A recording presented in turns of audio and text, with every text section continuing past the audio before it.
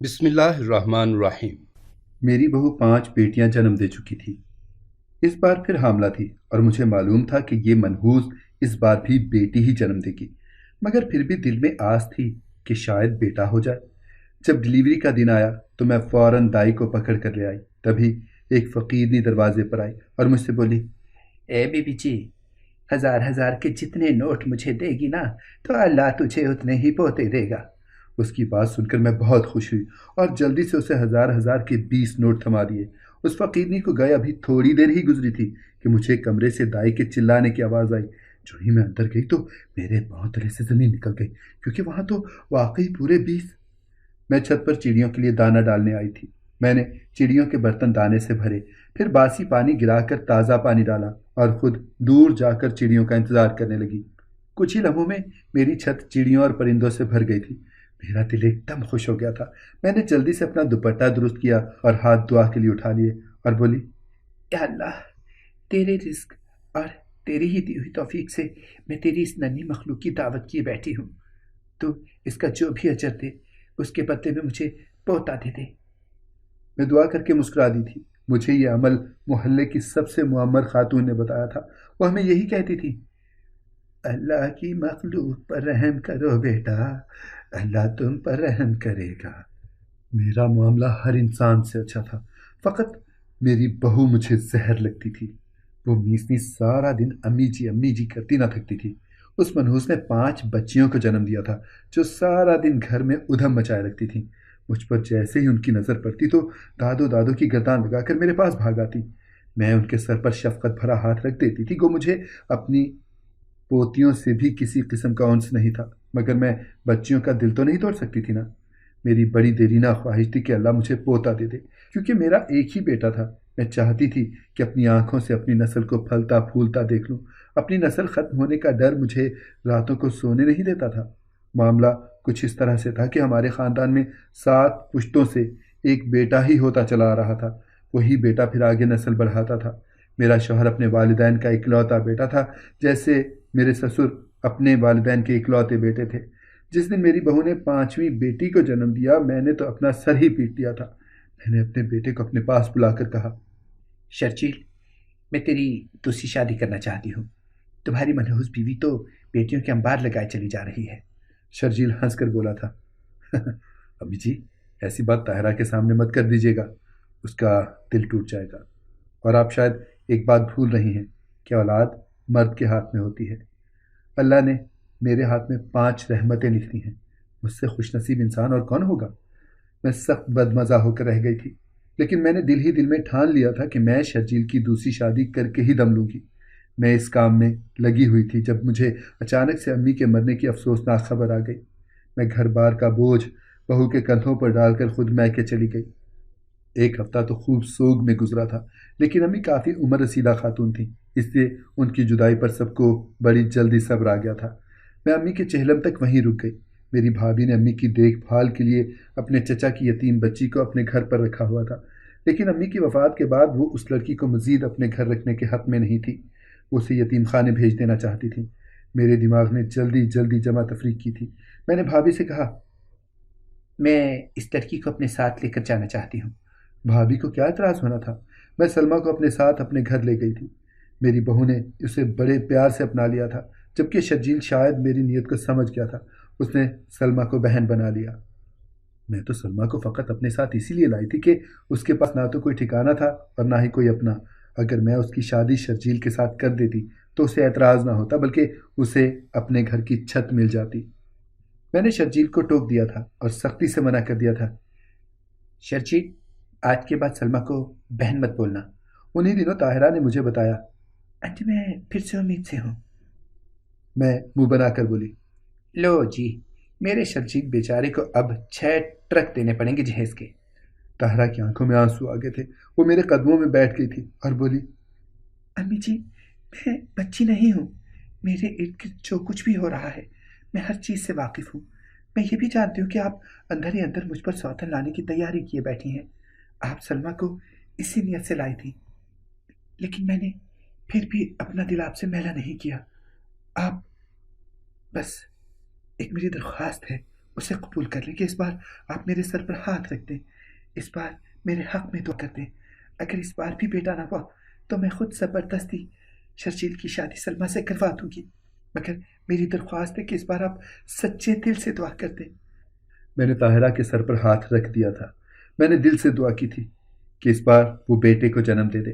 اگر بیٹی ہو جاتی تو سلمہ سے شادی کروانی پڑتی، پھر اس کے بھی بچے ہوتے اور میرے شرجیل کے کندھوں پر دگنا بوجھ پڑ جاتا۔ اس لیے میں نے ہر ممکن کوشش کی کہ اس بار کسی نہ کسی طرح میرے گھر پوتا جنم لے۔ میں نے کوئی مزار نہیں چھوڑا جہاں دعا نہ کی ہو۔ تہجد کی نمازوں میں پوتا مانگا تھا، چڑیوں کو دانہ ڈال کر بھی پوتے کے لیے ہی دعا کی تھی۔ طاہرہ شروع سے ہی دبلی پتلی سی لڑکی تھی، اب بچے جن جن کر وہ بالکل ہی کمزور ہو گئی تھی۔ اس دفعہ تو وہ بہت بیمار ہو گئی تھی، سارا دن چارپائی پر لیٹی رہتی تھی۔ جیسے ہی چارپائی سے اٹھتی چکرا کر گر جاتی۔ اسے پیٹ درد کی شکایت اکثر رہنے لگی تھی۔ شرجیل اسے ڈاکٹر کے پاس لے جاتا تو اسے آرام آ جاتا، لیکن کچھ ہی دنوں کے بعد کوئی نیا مسئلہ سر اٹھا لیتا تھا۔ سلمہ نے جی جان سے طاہرہ کی خوب خدمت کی تھی۔ وہ تو طاہرہ کو چارپائی سے اٹھنے بھی نہ دیتی۔ ان دونوں میں اس قدر دوستی تھی جو مجھے ایک آنکھ نہ بھاتی۔ میں جانتی تھی کہ اس بار بھی طاہرہ بیٹی کا تحفہ ہی ہمارے منہ پہ مارے گی۔ سلمہ شاید اپنی اور طاہرہ کی دوستی کا لحاظ کر کے شرجیل سے شادی کرنے سے انکار کر دیتی، لیکن فی الحال میں نے اس معاملے کو جوں کا توں ہی رہنے دیا تھا۔ میں چاہتی تھی کہ ایک بار طاہرہ خیر و عافیت سے زچگی کے عمل سے گزر جائے، باقی کے معاملات بعد میں سلجھانے کا سوچے بیٹھی تھی۔ ایک شام میں برآمدے میں بیٹھی مغرب کی نماز پڑھ کر تسبیح پڑھ رہی تھی جب میں نے سلمہ کو طاہرہ کے کمرے میں جاتے دیکھا۔ کچھ ہی لمحوں بعد وہ کمرے سے باہر نکل آئی تھی، مگر میں نے ایک بات نوٹس کی تھی، سلمہ نے اپنی مٹھی زور سے بند کی ہوئی تھی۔ پھر وہ چھت پر چلی گئی، چھت سے اتر کر وہ گھر کے لان کو کھودنے لگی تھی۔ پھر اس نے تھوڑی سی مٹی اٹھائی اور طاہرہ کے کمرے میں چلی گئی۔ مجھے سلمہ کی حرکت بڑی عجیب لگی تھی۔ میں جلدی سے جائے نماز سے اٹھی اور طاہرہ کے کمرے میں چل دی۔ طاہرہ سو رہی تھی، جبکہ سلمہ نے طاہرہ کی چارپائی کے پاس کچھ پھینک دیا تھا۔ وہ مجھے دیکھ کر گھبرا گئی تھی، جلدی سے ہانڈی جلنے کا بہانہ کر کے کمرے سے نکل گئی۔ میں ششوپن میں مبتلا ادھر ہی کھڑی رہ گئی تھی۔ میں کمرے سے باہر نکل آئی تھی۔ میں سوچ رہی تھی کہ آخر میرے گھر میں ہو کیا رہا ہے۔ کچھ ہی دیر میں شرجیل بھی کام سے لوٹ آیا تھا۔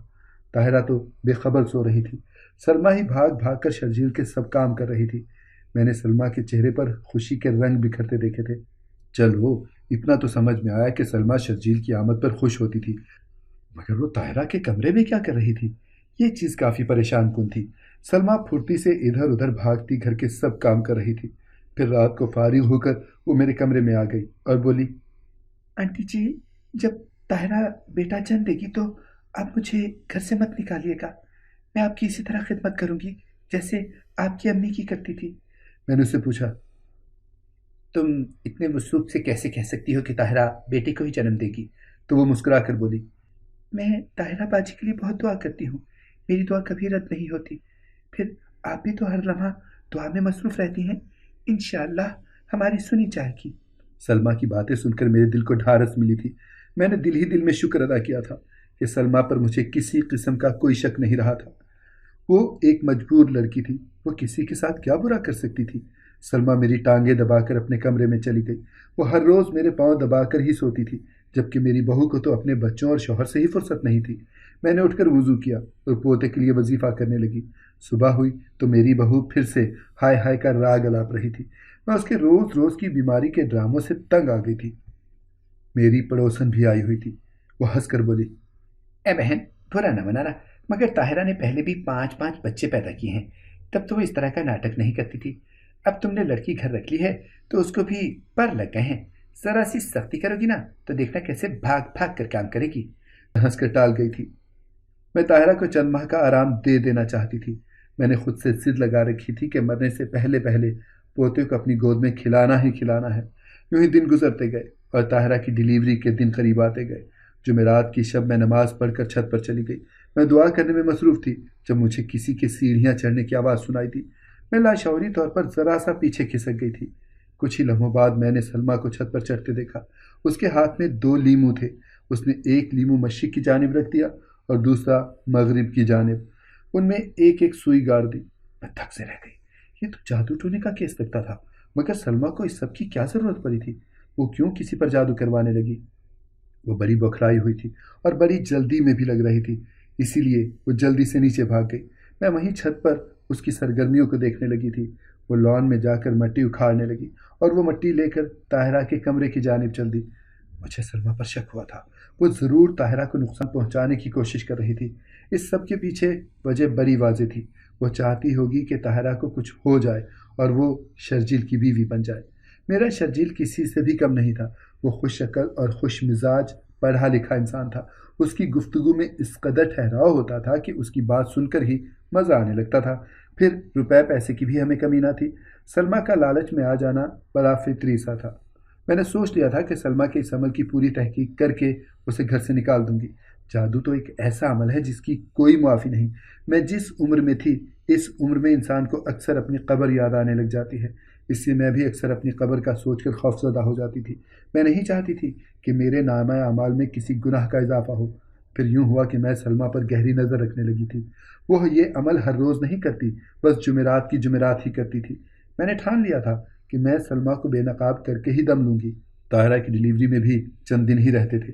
मैंने भी अपने वजीफ़ों और अमाल में मज़ीद इजाफा कर दिया था। मैंने कोई मन्नत नहीं छोड़ी थी, कोई दुआ नहीं छोड़ी थी जो मैंने ना की हो। एक दिन सुबह सवेरे ही ताहिरा शोर मचाने लगी थी। मैं भाग कर उसके पास गई तो वो बोली, अम्मी जी तबीयत बिगड़ रही है, आप दाई का बंदोबस्त करते हैं। मैं ताहिरा को दिलासा देकर कमरे से बाहर निकल आई थी। मैं खुशी से निढाल हो रही थी। मैं भागी भागी दाई के घर पहुंच गई और उसे अपने साथ घर ले आई। दाई ने ताहिरा को चेक किया तो वो बोली, कुछ ही लम्हों में बच्चा आपके हाथों में होगा। मैं जल्दी से कमरे से बाहर निकल गई और बच्चे के लिए कपड़े वगैरह निकालने लगी।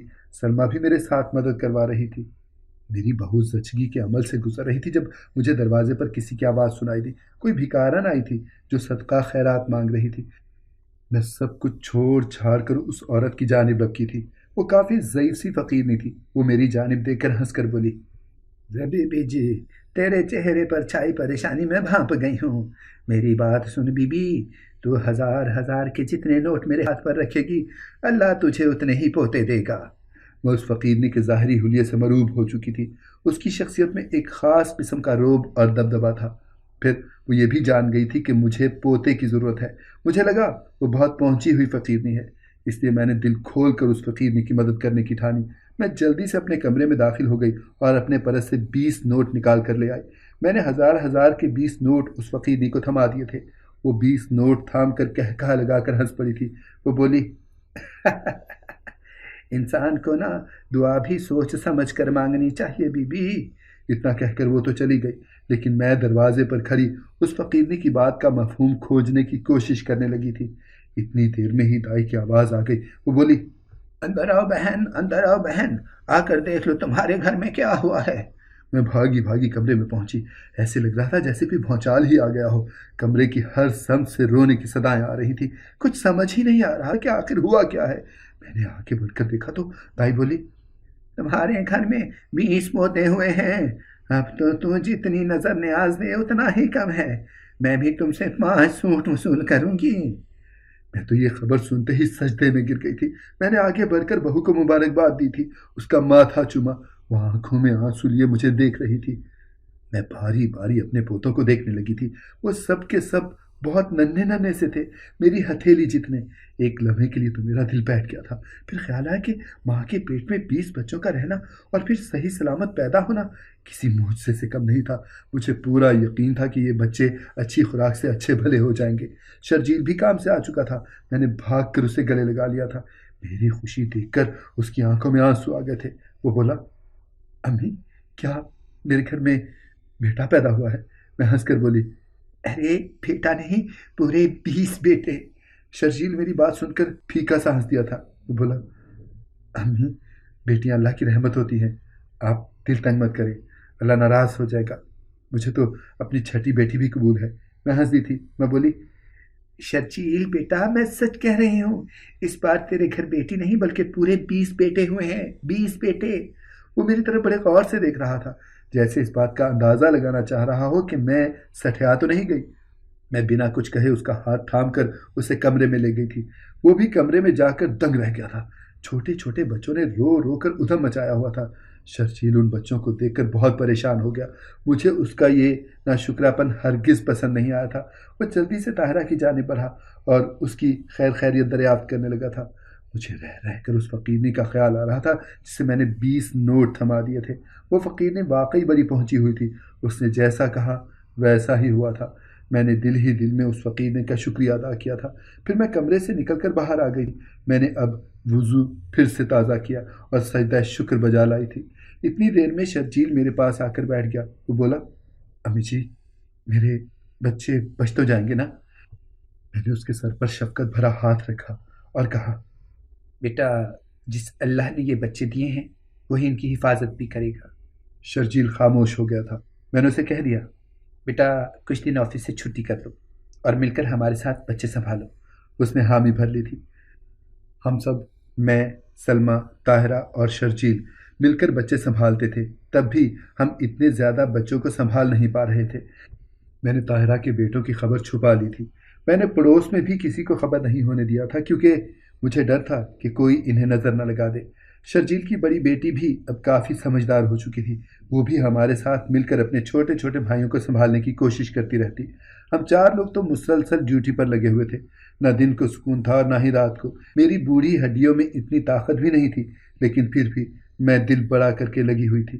بچے بہت ہی چھوٹے اور کمزور تھے، ان کی دگنی حفاظت کرنی پڑ رہی تھی۔ بچے بہت نازک تھے، اس لیے اکثر بیمار رہنے لگے تھے۔ وہ 2 ماہ کے ہو چکے تھے، مگر پھر بھی ان کی صحت نہیں بنی تھی اور نہ ہی شکل و صورت واضح ہوئی تھی۔ ان 2 ماہ میں نے ایک دن بھی آرام سے نہیں کاٹا۔ اب پچھلے 1 ہفتے سے بچے بیمار رہنے لگے۔ ہم گھر میں ہی ان کی دوا دارو کرتے رہے مگر ان کی صحت گرنے لگی تھی۔ آخر کار مجبور ہو کر شرجیل کو انہیں ڈاکٹر کے پاس لے جانا ہی پڑا۔ ڈاکٹر 20 بچوں کا سن کر بہت خوش ہوا مگر چیک اپ کے بعد پریشان ہو گیا۔ وہ بولا، ماں کے پیٹ میں بچوں کی صحیح نشو نما نہیں ہوئی، اسی لیے بیماریاں ان پر بہت جلدی اٹیک کر دیتی ہیں۔ مجھے تو یہ ڈر ہے کہ ان کا دماغ بھی درست نہیں ہے۔ ان کی بہتری کے لیے ضروری ہے کہ ان کو شیشے میں رکھوا دیں۔ شرجیل ہر صورت اپنے بچوں کی بہتری چاہتا تھا، اس لیے اس نے انہیں شیشے میں رکھوا دیا۔ 20 بچوں کو شیشے میں رکھوانے کا خرچ اس قدر تھا کہ ہم کچھ ہی ہفتوں میں کنگال ہونے لگے۔ ہمارے گھر کے حالات بھی بگڑنے لگے۔ میں بیٹھی سوچ رہی تھی کہ آخر یہ سب ہو کیا رہا ہے۔ تبھی میری نظروں کے سامنے سلمیٰ کا چہرہ گھوم گیا تھا۔ وہ جادو کرتی تھی، کہیں اس کی وجہ سے تو یہ سب نہیں ہوا۔ میں ایک دم بیڈ سے اٹھی اور سلمیٰ کے سر پر کھڑی ہو گئی۔ وہ مجھے غصے میں دیکھ کر گھبرا گئی اور میرے غصے کی وجہ دریافت کرنے لگی۔ میں بولی، سلمیٰ میں تمہاری حقیقت سے واقف ہو چکی ہوں۔ تم ہم پر جادو کروا رہی تھی۔ میں نے تمہیں خود لیموں اور زمین کی مٹی کا عجیب و غریب جادو کرتے ہوئے دیکھا تھا۔ سلمیٰ ایک دم بوکھلا گئی۔ وہ بولی، آنٹی جی میں خدا کی قسم کھا کر کہتی ہوں کہ وہ تعویذ میرے نہیں تھے بلکہ طاہرہ باجی کے تھے۔ وہ اولاد نجنا کی خواہش میں تعویذ کرواتی تھی اور مجھ سے ہی اوپر چھت پر پھینکنے کو کہتی تھی۔ میں نے تو بس ان کی مدد کی تھی۔ میں سلمیٰ کی بات سن کر چونک گئی تھی۔ میرے ذہن میں ایک دم 20 بچوں کا خیال گزرا تھا۔ یہ سب اس کے منحوس تعویذ کی وجہ سے ہی ہوا تھا۔ وہ اور میں لڑکوں کی خواہش میں حد پار کر گئی تھی۔ اب یہ 20 لڑکے اللہ کی جانب سے سبق بن کر آئے تھے کہ اے بندے، میں جو کرتا ہوں ٹھیک کرتا ہوں، مگر تو انسان ضد لگا کر بیٹھ جاتا ہے اور اپنی منوا کر ہی رہتا ہے، چاہے اس میں تیرا نقصان ہی کیوں نہ ہو۔ مجھے عقل آ گئی تھی۔ میں طاہرہ کے پاس جا کر بولی، تو نے بیٹے کی خاطر تعویذ کیوں لیے؟ تم نہیں جانتی ہو کیا کہ اللہ کو یہ سب پسند نہیں ہے؟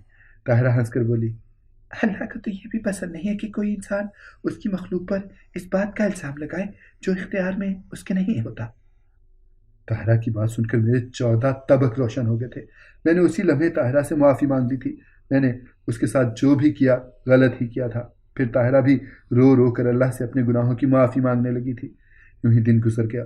شام 6 بجے کے قریب ہاسپٹل سے فون آیا تھا۔ نرس نے مجھے بتایا کہ آپ کے 20 بچے مر گئے ہیں۔ میرے سر پر چھت آن گری تھی۔ میں نے طاہرہ کو بتایا تو اس نے بھی واویلا مچا دیا تھا۔ ہم دونوں جیسے ہی گھر سے باہر نکلے، مجھے دروازے پر ہزار ہزار کے 20 نوٹ نظر آئے۔ یعنی وہ فقیرنی پیسے واپس کر گئی تھی اور بچے لے گئی تھی۔ مجھے اس دن بہت بڑا سبق مل گیا تھا۔ اللہ بیٹے دے یا بیٹیاں، انہیں ہاتھوں ہاتھ لینا چاہیے، اللہ سے دعا کرنی چاہیے، ضد نہیں لگانی چاہیے۔ لڑکیاں بھی اللہ کی مخلوق ہیں، ان سے منہ نہیں پھیرنا چاہیے۔ بچے مر گئے تھے۔ گھر میں بہت رنجش اور غم تھا، مگر ایک سکون بھی تھا کہ شاید ہماری معافی قبول کر لی گئی ہو، تبھی تو اللہ نے ہم سے آزمائش واپس لے لی تھی۔ اگر آپ کو ہماری کہانی پسند آئی ہے تو اسے لائک کریں، شیئر کریں اور ہمارے چینل کو سبسکرائب کریں۔ اگلی کہانی تک کے لیے اجازت دیجیے۔ اللہ حافظ۔